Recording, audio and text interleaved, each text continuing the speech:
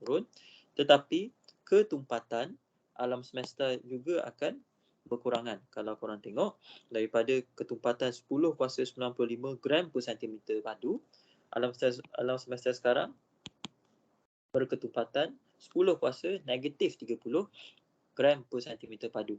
Right? Jadi bukan saja suhu alam semesta itu berkurang, ketumpatannya pun berkurang. Right? Artinya alam semesta tu diciptakan tersangat tumpat, tersangat padat dan tersangat panas, tetapi apabila masa berlalu, semakin dia berkembang, alam semesta berkembang, maka alam semesta tu menjadi semakin sejuk dan semakin kurang tumpat lah, semakin besar, sebab isi padu alam semesta tu berkembang. Right? So itu perkara utama yang kena ingat lah.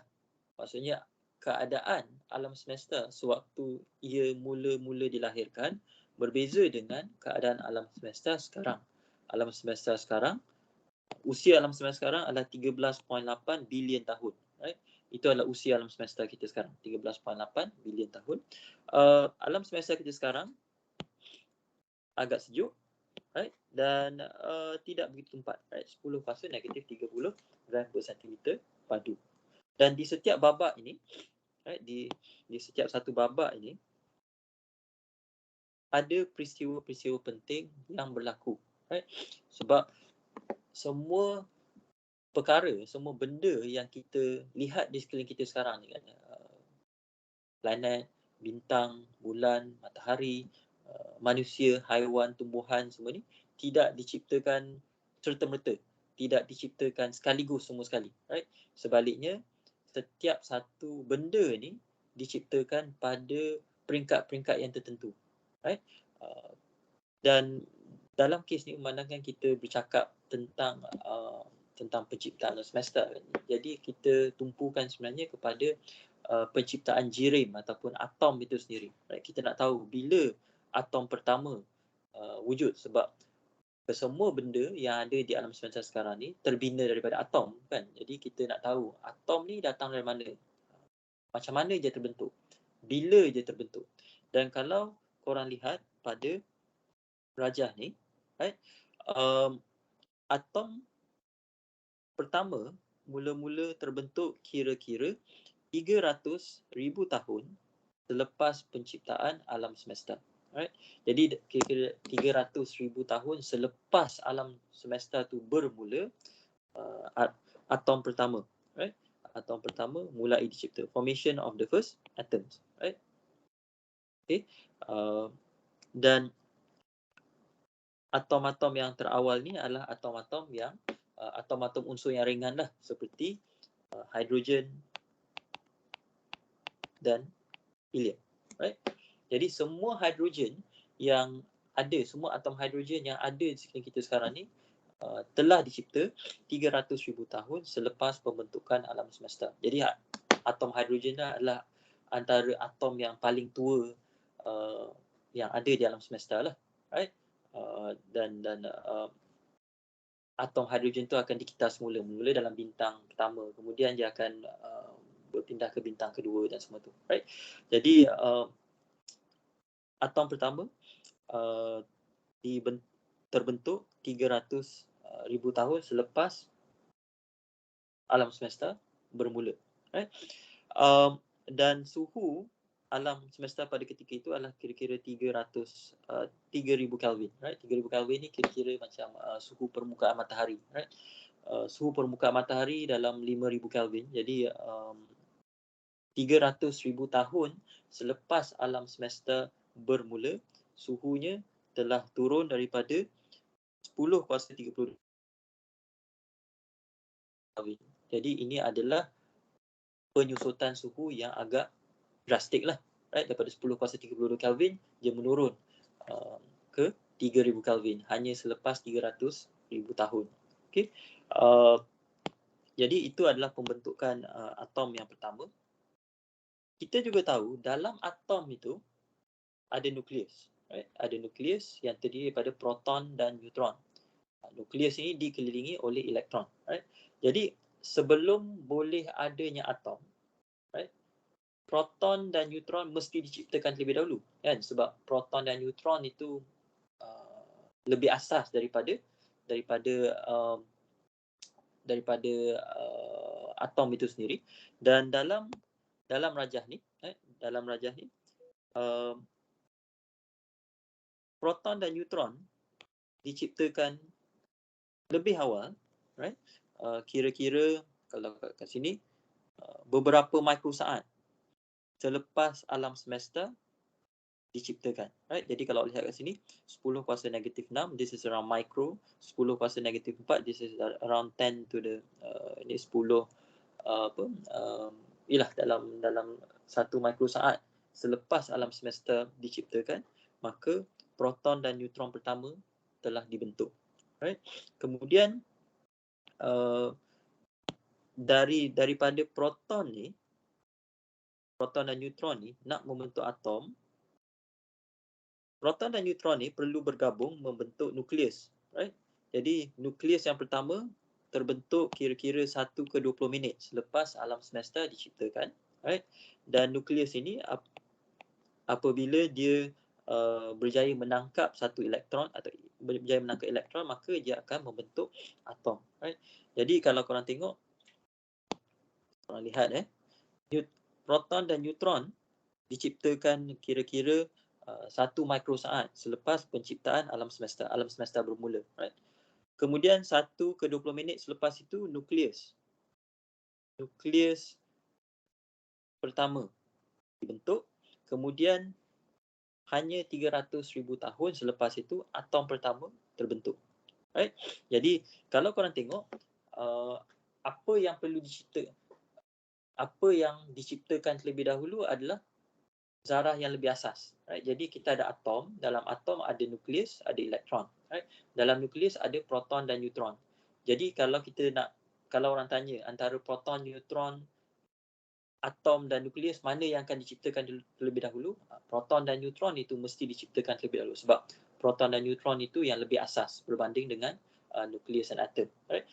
Bila kita dah ada proton dan neutron ni, proton dan neutron akan bergabung membentuk nukleus.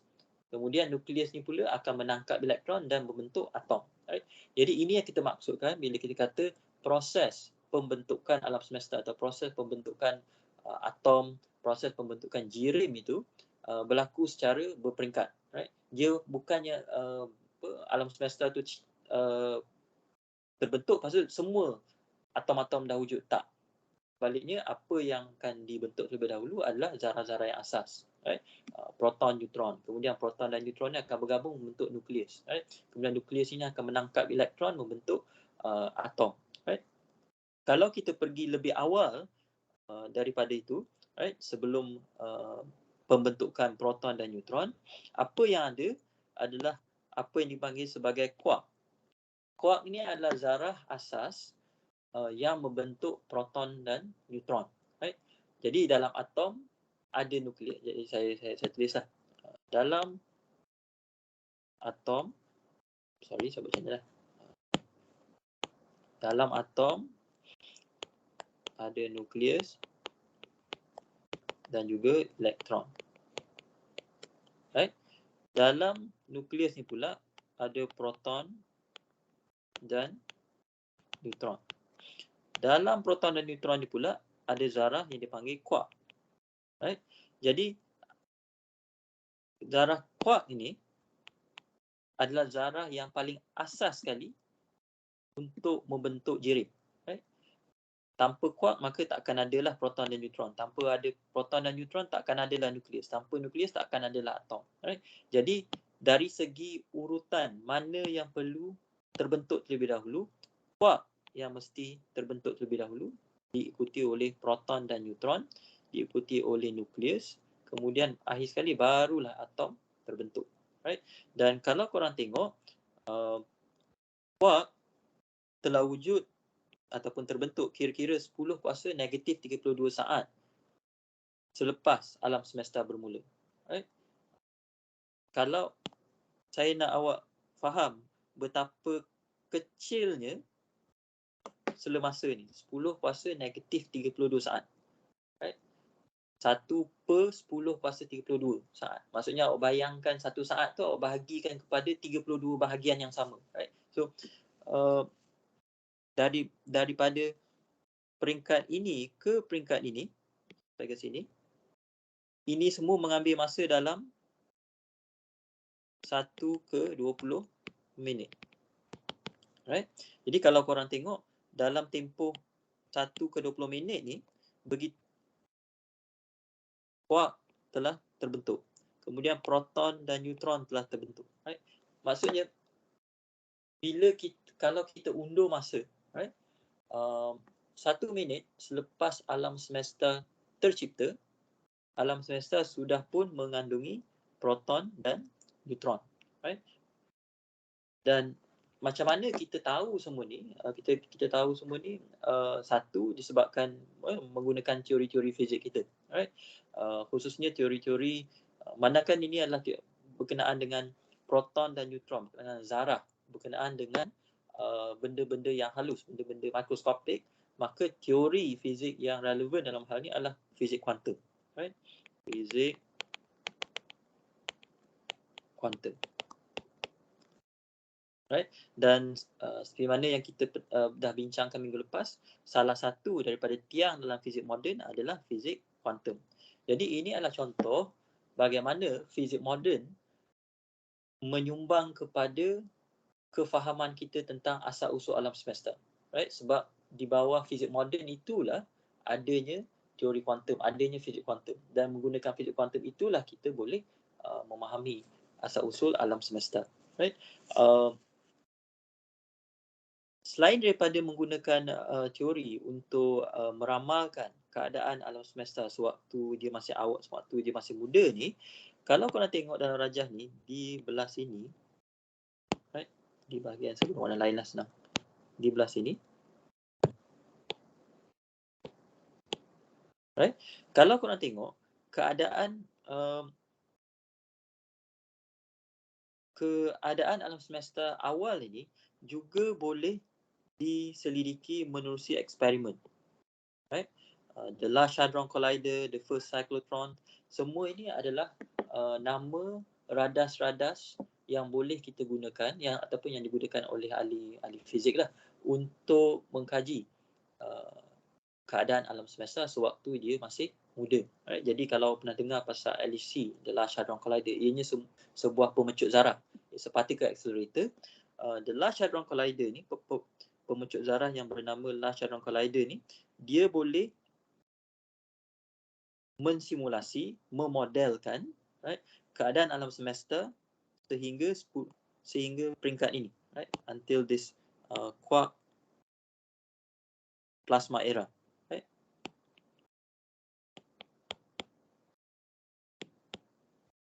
Jadi keadaan dalam pemecut zarah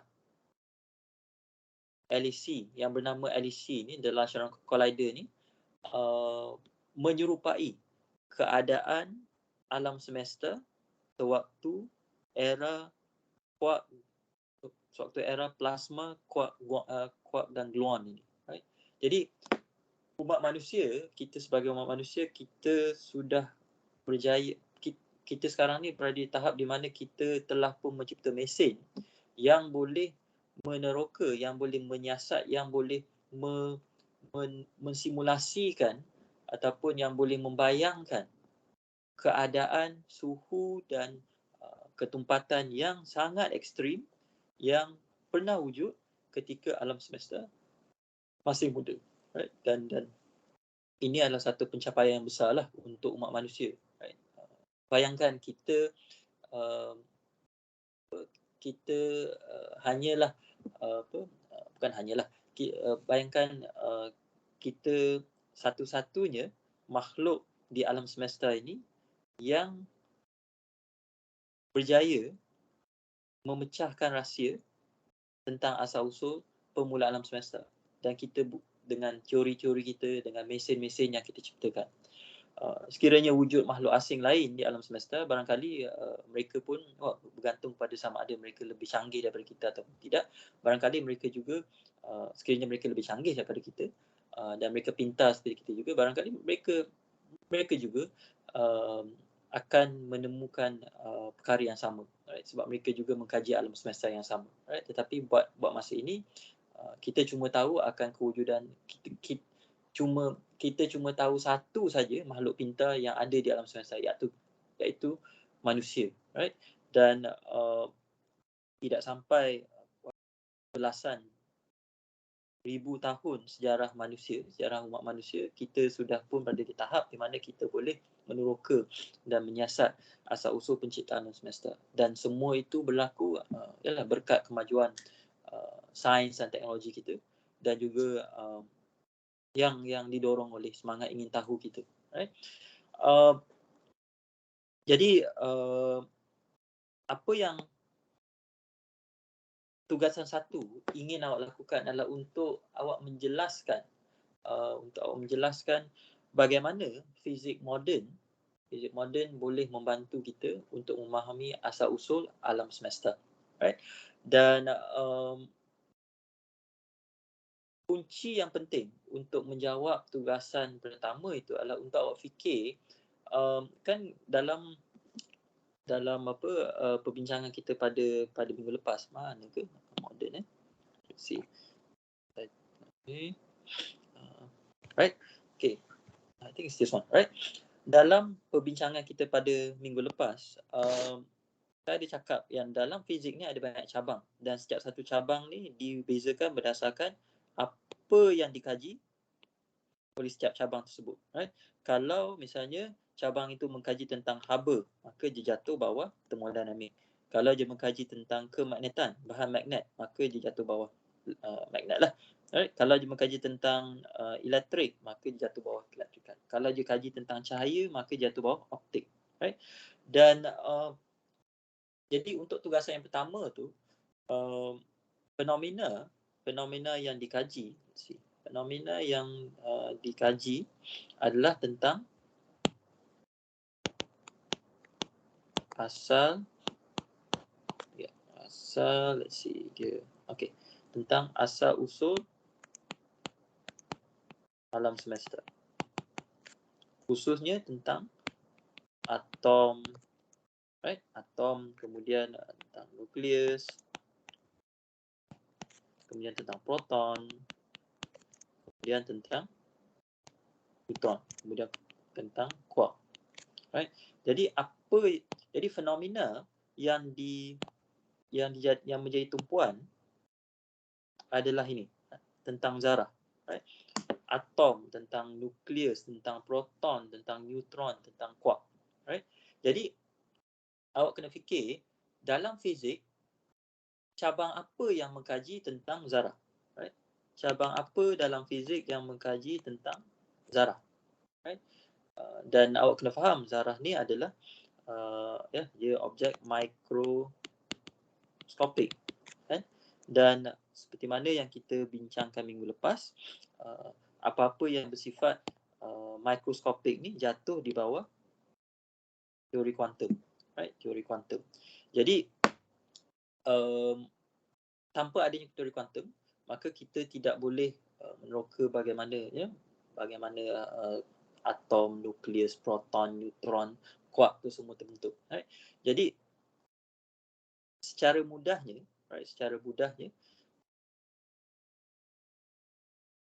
bidang fizik moden yang membantu kita untuk memahami asal-usul alam semesta adalah, yang pertama adalah fizik kuantum, right? Itu awak kena faham, right? Dan itu kunci untuk menjawab soalan tugasan yang pertama, right?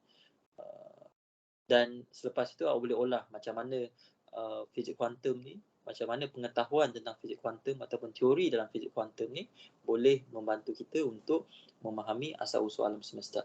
Kemudian dalam tugasan satu itu pun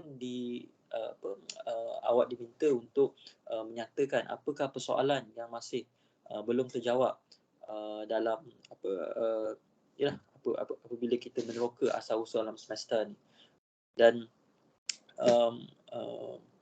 itu saya rasa untuk itu awak boleh menonton dua video yang saya berikan dalam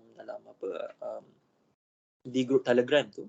Dan kalau awak dengar dan tonton video tu dengan teliti, ada diberitahu apakah persoalan-persoalan, apakah misteri lain yang masih ada dalam dalam usaha kita untuk memahami asal-usul alam semesta ni, right? What are the unanswered questions, right? Setahu saya dalam kedua video tu ada disebutkan, right? You might have to listen to it several times. Kebanyakan video yang saya berikan ni, kebanyakannya awak boleh aktifkan subtitle je. You can activate the closed caption, right? So jadi kalau ada misalnya ada perkara yang disebut tu kurang jelas, awak boleh lihat transkrip video tersebut, right? Saya sendiri gunakan transkrip video tu untuk kadang-kadang untuk memahami apa yang disampaikan, right? Jadi sekali lagi untuk tugas yang pertama ni, awak kena ingat yang bila kita bercakap tentang asal-usul alam semesta ni, kita sedang bercakap tentang alam semesta yang dalam keadaan yang sangat tumpat dan sangat panas, right? Maksudnya alam semesta sewaktu masa muda dia sangat tumpat dan sangat panas, right? Dan kita juga bercakap tentang macam mana atom, nukleus, proton, neutron dan zarah-zarah ini terbentuk. Dan dalam fizik, cabang fizik yang menumpukan perhatian kepada zarah, sifat zarah, interaksi zarah semua ni adalah fizik kuantum, right? Jadi itu bermaksud tanpa fizik kuantum kita takkan boleh memahami bagaimana alam semesta itu bermula, right? Dan sebab itulah kalau lihat sejarah perkembangan bidang kosmologi. Bidang kosmologi ni adalah bidang fizik yang mengkaji tentang alam semesta. So bila kita cakap tentang permulaan alam semesta ni, kita sedang bercakap tentang kosmologi. Kalau awak bandingkan bila bidang kosmologi bermula dengan bila bidang fizik kuantum ni bermula, awak akan lihat bahawa kedua-dua bidang ni bermula kira-kira pada waktu yang sama, right? Kerana tanpa teori-teori yang dibekalkan oleh fizik kuantum, kita tak akan boleh, right, memutar kembali masa dan melihat bagaimana alam semesta ni bermula, right? Macam mana atom pertama terbentuk, macam mana nukleus pertama terbentuk, macam mana proton dan neutron pertama terbentuk, right? Dan kalau kita pergi lebih awal lagi, tengok di sini dia kata quantum gravity era, right? Dan di sini bukan saja ada kuantum tapi ada juga graviti, kan? Jadi di sini awak mungkin bertanya, kenapa kita memerlukan teori graviti kuantum untuk menerangkan alam semesta pada peringkat yang paling awal ini, kan? Why do we need both quantum theory and gravity, or some theory of gravity to explain the universe at its very beginning, right? Kita memerlukan teori kuantum sebab yalah alam semesta tu sangat kecil, kan? Sangat kecil, sangat padat, sangat tumpat, right? Manakala kita memerlukan graviti kerana alam semesta pada waktu yang terawal ini dia sangat tumpat dan sangat padat, kan? Kesemua jirim yang kita lihat, yang kita lihat di sekeliling kita sekarang ini, semuanya dimampatkan dalam satu titik tunggal yang sangat kecil, sehingga ketumpatan alam semesta pada ketika itu adalah 10 kuasa 95 gram per sentimeter padu, right? Sebagai perbandingan, ketumpatan air adalah I think it should be 1 gram per centimeter cube, right? Ketumpatan air adalah 1 gram per sentimeter padu, right?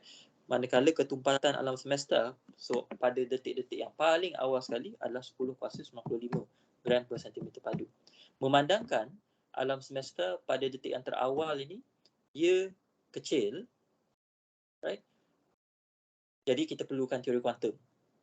Pada masa yang sama, alam semesta pada detik yang terawal ni dia juga tumpat, dia juga padat. Jadi kita perlukan satu teori kita perlukan teori tentang graviti, sebab teori bercakap tentang graviti ni kita bercakap tentang jisim kan, kita bercakap tentang jirim kan. Jadi kita perlukan teori graviti juga untuk menerangkan sifat alam semesta sewaktu ia mula-mula diciptakan, right? Jadi dan ada saya buat masa ini ahli fizik masih belum ada teori graviti kuantum. So far we still do not have a theory of quantum gravity. Justru itu, apa sifat alam semesta pada detiknya yang paling awal masih kekal misteri kepada kita, right? Because we still do not have a theory of quantum gravity, therefore how the universe was like when it was extremely young, when it was very young, is still a mystery to us, right? Dan barangkali ada di kalangan awak yang akan menyumbang untuk membongkar misteri itu sekiranya awak menceburi bidang fizik kelab, right? Jadi saya harap penerangan yang saya berikan ni sikit sebanyak membantu awak untuk menyiapkan tugasan yang pertama. Saya tahu ini bukan in a way kalau berminat tentang benda-benda macam ni dan awak patut ambil kursus astronomi ataupun astrofizik lah, sebab kita akan belajar benda-benda macam ni dalam bidang astronomi astrofizik. Tetapi saya rasa saya sengaja memperkenalkan ataupun mendedahkan awak kepada garis masa ni sebab saya rasa kita dah masuk abad ke-21 dan saya rasa pengetahuan tentang bagaimana alam semesta itu bermula adalah salah satu pengetahuan yang semua pelajar fizik sekurang-kurangnya awak wajib tahu apa yang berlaku, secara kasarnya apa yang berlaku, bagaimana alam semesta itu bermula, right? Sebab ianya sebahagian daripada pengetahuan asas kita sebagai seorang pelajar fizik, right? Jadi masa dah menunjukkan pukul 11, saya tahu ada kelas lepas ni, jadi kita berhenti di sini dan kita sambung. Kita jumpa untuk kelas bersemuka pada hari Rabu nanti, right? Jadi sekiranya awak ada apa-apa soalan berkenaan tugasan 1 ataupun kalau awak dah mula melihat worksheet untuk minggu ni dan awak ada soalan, awak boleh bertanyakan kepada saya, right? Jadi kita jumpa pada hari Sabtu nanti. Terima kasih semua. Selamat berpuasa, selamat pagi dan Assalamualaikum. Thank you, sir. Terima kasih semua. Thank you, Dok. Thank you, sir. Thank you, sir. Thank you, sir.